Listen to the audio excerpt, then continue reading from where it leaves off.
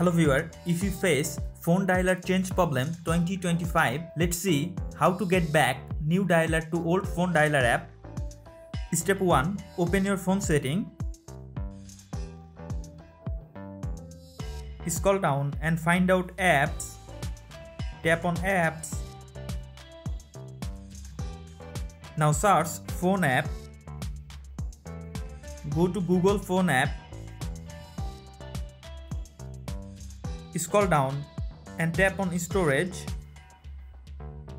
From here, delete app data from phone app. Now go back and follow the second step. Open Google Play Store.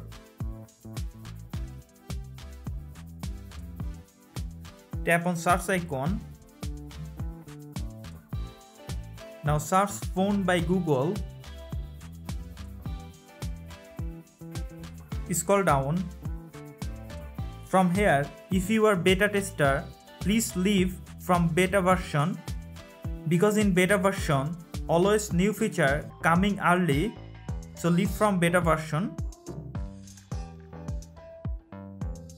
So follow these two steps to fix phone dialer change problem 2025 and you get back new dialer to old phone dialer app.